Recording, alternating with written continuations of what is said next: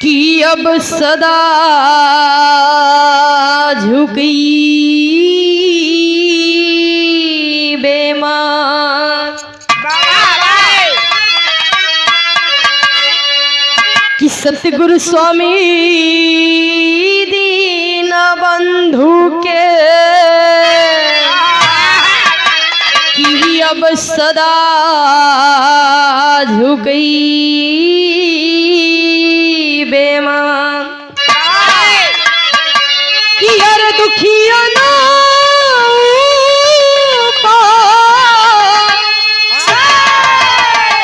कि अब दया करी जय जय दीनानाथ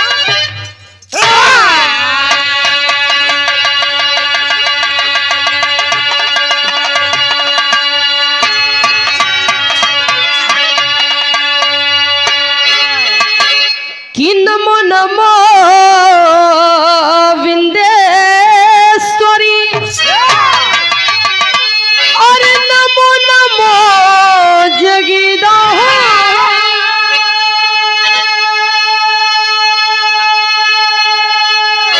कि बिटिया पुकारे मैया कि अब करती कहाँ बिला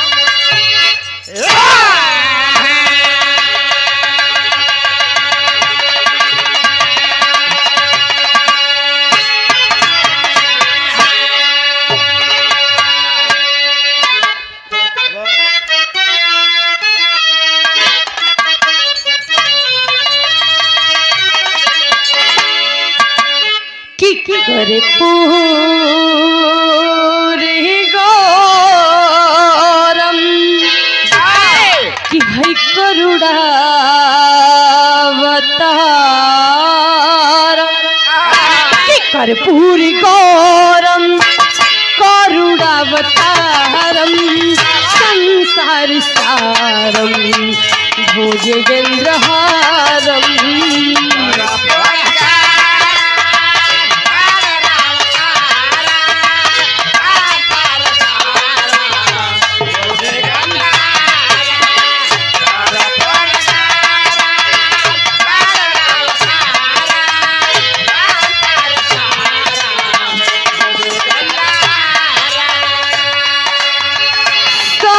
संतम हृदय रविंद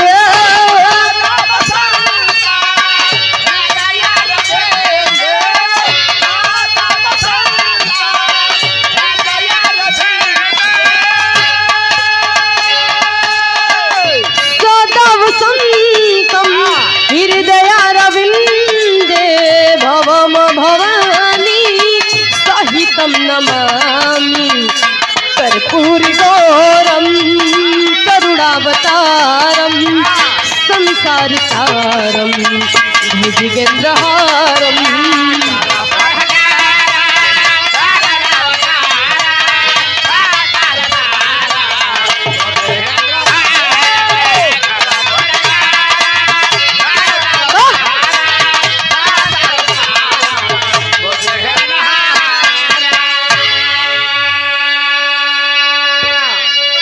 कि सबसे पहले यहाँ के पावन पवित्र ऐतिहासिक धरा को पाँव छू के नमन बंदन करते हुए कि हम लोग गिद्रा गई का लक्ष्मी यादव जिला मिर्जापुर के धरती से आज बड़ा ही खुशी बड़ा ही हर्ष के दिन बाटे भैया कि आज कोनो लड़की अपन माई का छोड़े वाली बिया ए भैया बड़ा ही सुंदर विराह का मुकाबला रखा गया। विराह के बहुत सुंदर बहुत सम्मानित कलाकार अपरम सम्मानित बड़े भैया प्रदीप लाल यादव बड़े भैया को अपने पूरे टीम से पांव छू के प्रणाम करते हुए आशीर्वाद की कामना करते हैं कि हम बच्चे अपने कला में सफल रहें। और यहाँ पे उपस्थित सभी हितनाथ आप पिता तुल्य चाचा तुल्य एवं हमारे नौजवान भाई सबको एक ही स्वर में पहुंच के प्रणाम करती हूँ, आशीर्वाद की कामना करती हूँ। तो ए भैया हमने हो, सभ्यता हो, कल्चर हो कि कोनो भी शुभ काम करे से पहले का ले लेवे के चाहिए भैया? भगवान का नाम। शुद्ध शुद्ध बोलो ना तो बड़ी मार खा जाइबो। एकदम साफ साफ बोलो भो।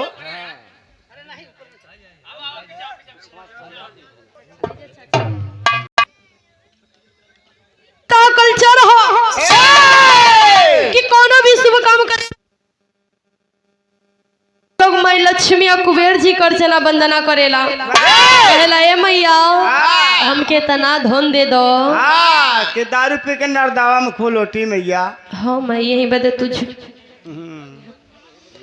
ए भैया बल के चाहे वाला लोग वीर बजरंगी हनुमान जी कर चला वंदना करेला, कहेला ए बजरंग बली हमके तना बल दो कि जके पटकी विकलांग हो जाए मालिक।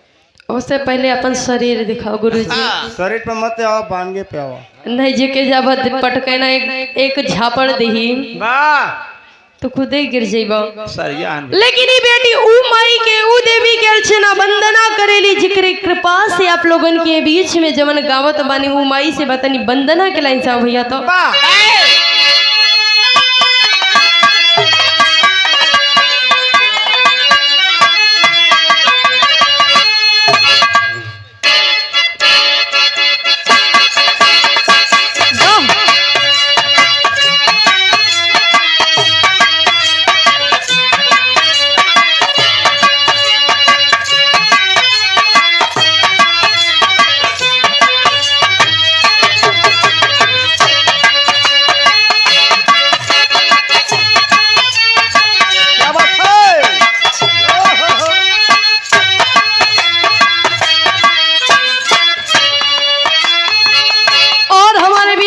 सम्मानित हमारे बड़े भैया सभी यूट्यूबर भाई आए हुए हैं, तो अपने भाइयों को पांव छू के प्रणाम करती हूँ। इशारा में बड़ी सुंदर गीत के भैया कहल जाला कि कोनो भी भक्ति भजन करे से पहले कोनो धुन तर्ज गाओ जरूरी ना होला, लेकिन जमाना में परिवर्तन देखते हुए बतावे के पड़ेला कि वंदना कोनो लाइन में होत बा, कोनो मेहरारू का गवना हो गइल बा, मर्दा छोड़ के बहरा चल गइल बा, मेहरारू अपन मर्द के फोन लगा के कहत बा, का कहत बा भैया?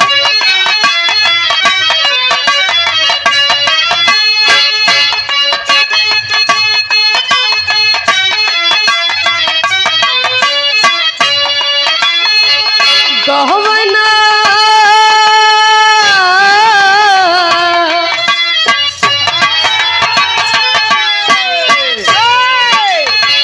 गहवना करा के गइलो, गवना करा के गइलो झरिया राजा जी।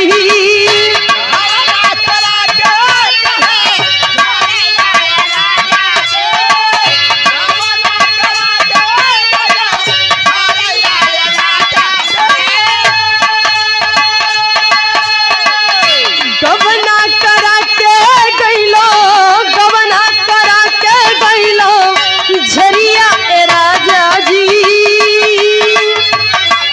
भाई उठता जवानी में,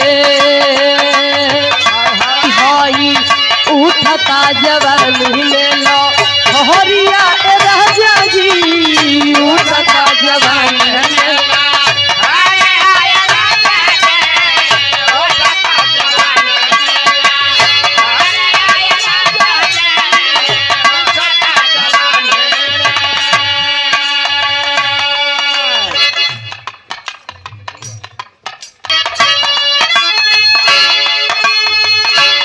लेकिन बिटिया याद करे ए माई जिसे मंच देले बड़ू, ई मंच को गरिमा रखी हो, ई बिटिया का नैया पार करे आवो। बुलाओ बा किसे?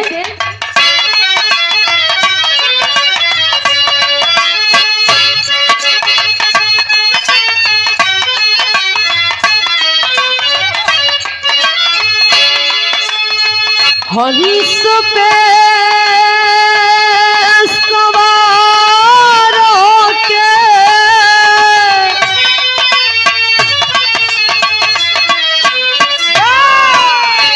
हरीश पे सवार होके हंस पे सवार होके आ जाई तुम आई हो।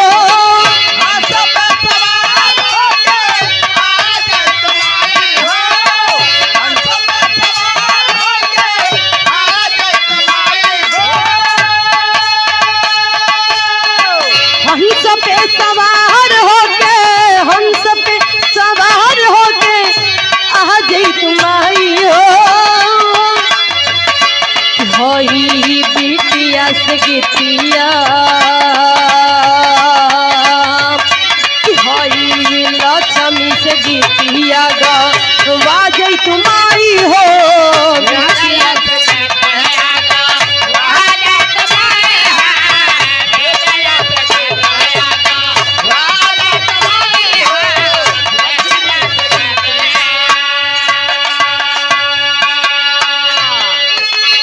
बिटिया कहे मैया जी से हर जगह हंस पे सवार होके बिटिया का लाज रखे अइलू।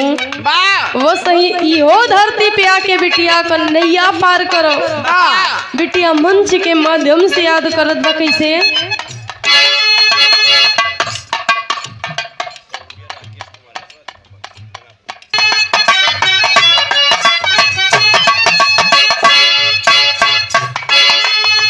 तान से न बाजू के दिहालू रगिनिया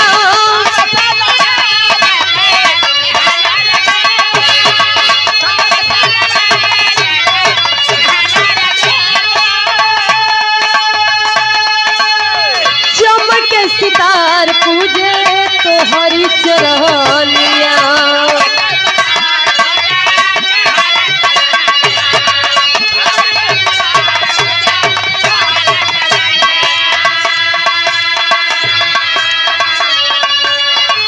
भूलनी डगरिया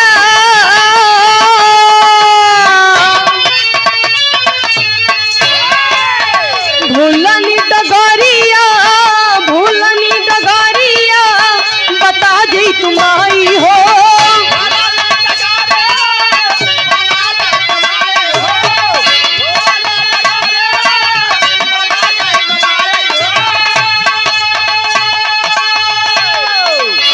भूलनी डगरिया बता जाई तुम आई हो। हई बिटिया से गिटिया हई लक्ष्मी से गिटिया गवा जाई तुम आई हो।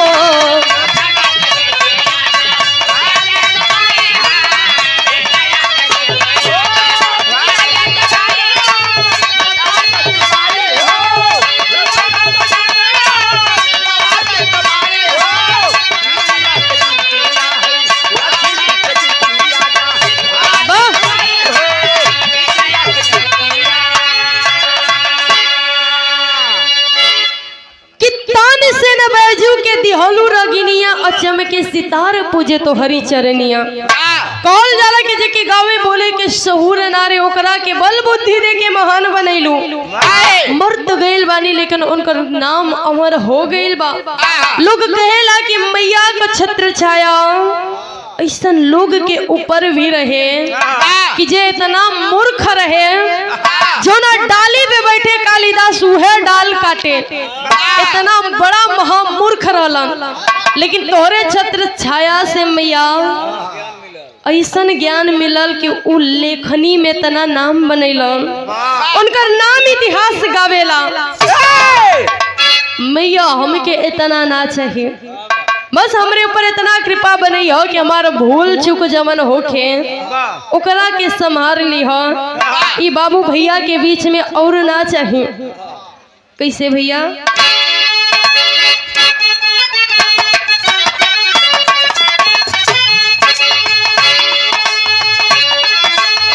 गुरु बिहारी राम लाल जी के प्रीत हो,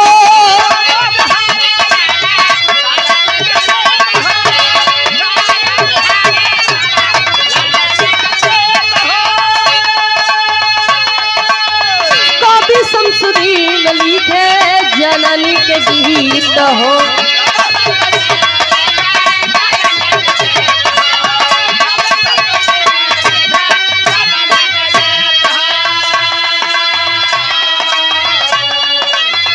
लक्ष्मी चमन के लजिया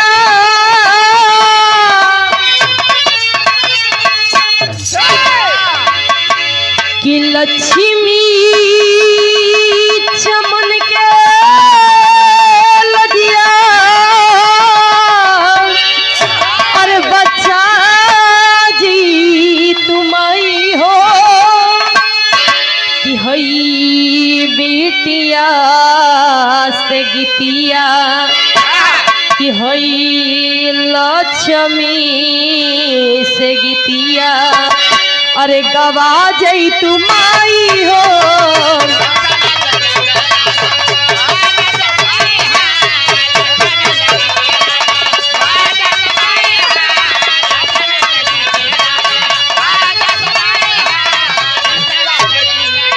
बिटिया से गीतिया आपस में बात करत बाड़ी कैसे बाबा कि हई अंगने में फूले फूला हई के नवाए ननदो और अंगने में फूले फूला के नवाए ननदो बाजेला बधैया दुआरा पे हो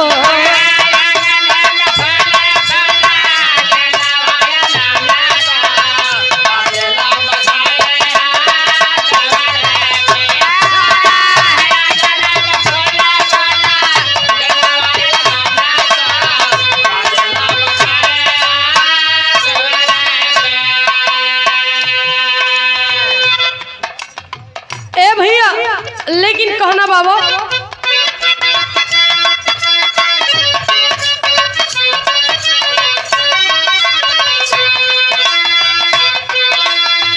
शादी के आइल बाटे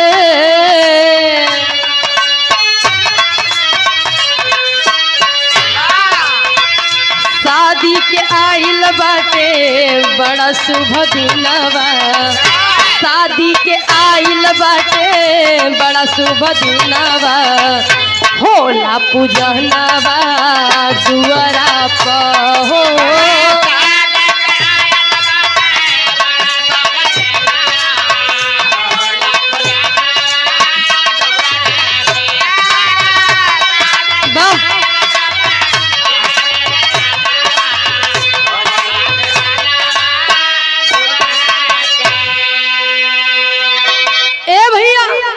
बड़ा ही शुभ दिन आइल बा बड़ी खुशी के दिन आइल बा लोग नात हित बुला के एक दूसरा सबके बुला के बड़ा बधाई देलो कहल जाला भैया कि कोई इंसान के खुशी रहेला तो दूजे गम रहेला कि हमारे बेटी आज के बाद मेहमान के रूप में घर में आई लेकिन कैसे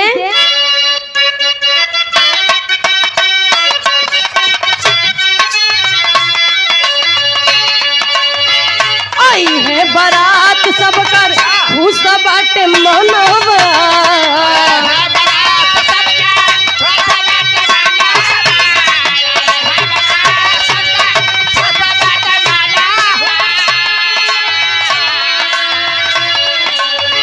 दूल्ही के दुआरा पे बाजला बजन होवा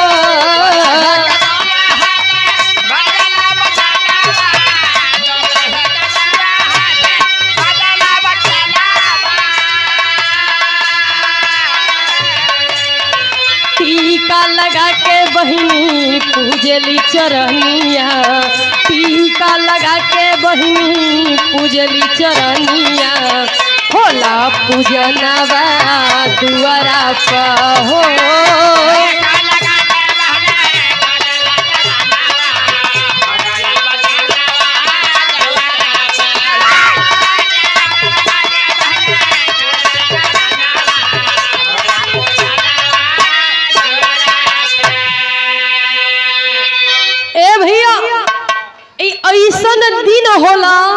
ऐसन दिन होला कि मई बाबू बड़ा खुशी से बियाह शादी तो फान देलन उनकर एक और शादी शुरू हो जाला। शादी का जितना रीति रिवाज होला, माई बहन चुमावन करेली, बहन चुमावन करेली।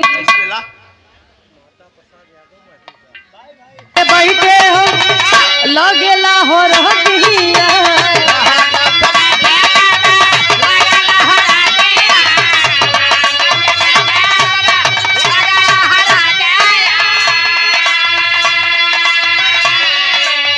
लड़की के बाबू उनकर पहुआ उठो।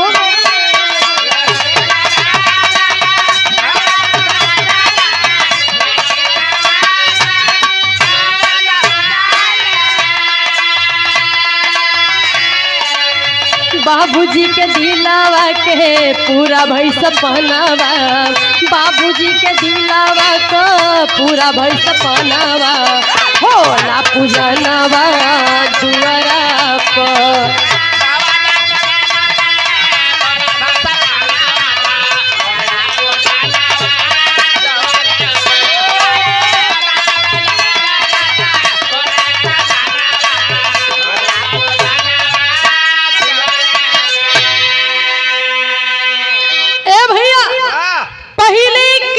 स्वयंवर करें, स्वयंवर को ले बहुत हर एक राज्य के राजा आवत रहलन खाली स्वयंवर जीते खातिर, जेकरे दांतो न रहे उहो आवे। लेकिन वो जमाना गईल, फिर जमाना आ गई रहल कि लोग बिना देखे शादी करें। लेकिन अब का देखो जमाना हुआ बा, लेकिन थोड़ा सा परिवर्तन आ गई बा। कहल जाला भैया कि जिंदगी में सबसे बड़ा दान कन्यादान होता है। कहल जाला कि अगर तोरे पास बिटिया ना है तो दूसरे को बिटिया का कन्यादान कर देबा तो तू जिंदगी से तब मुक्ति हो जाइबा। कहल जाला बाबू के बेटा भाग्य से और बेटी सौभाग्य से जन्म लेती है, लेकिन वो बेटी जो ना घरे में रहेली। हम अपना माई से एक बात सुन रही, माई हमार कहत रहनी कि बिटिया जेकरे घरे में जेकरे कोख से अगर बिटिया ना हो के उ जानला ना तो घर पवित्र बा ना तो कोख पवित्र बा। ये से बिटिया होखब बड़ी जरूरी बाटे। अब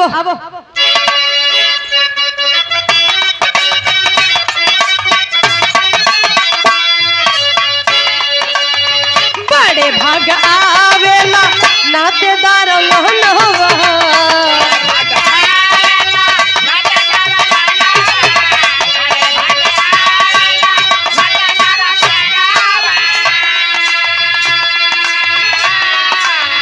पूरा परिवार आज जुटल बा भवन होवा।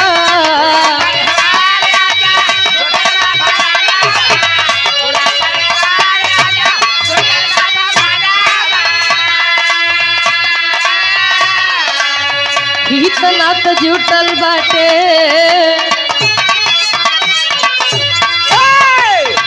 इतना तो जुटल बाटे भीगे सब नयनवा, इतना तो जुटल बाटे भीगे सब नयनवा, होला पूजनवा दुआरा पर।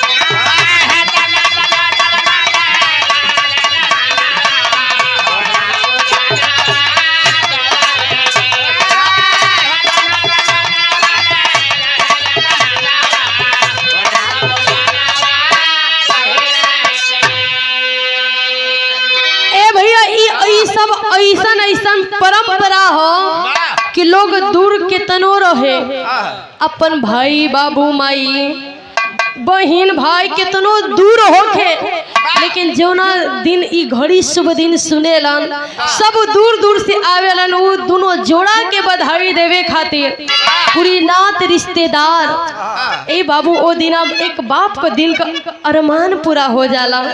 वो बाप सोचेला कि अपने जिम्मेदारी से हम मुक्त हो गई, नहीं हमरे बिटिया के अच्छा घर बार मिल गई, और का चाहिए हमरा खातिर। कैसे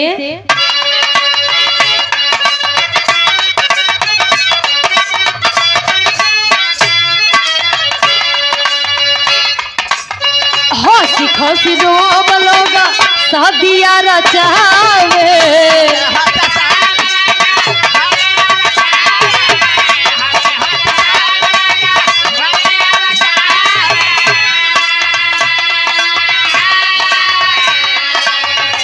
विषम दीन कहे रिश्ता निभावे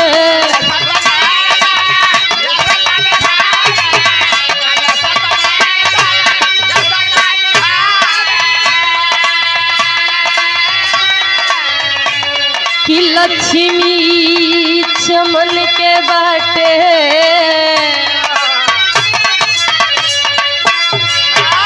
हई लक्ष्मी चमन के बाटे अरे इहे रमनवा अरे लक्ष्मी चमन के बाटे अरे इहे रमनवा होला पूजनवा दुआरा पर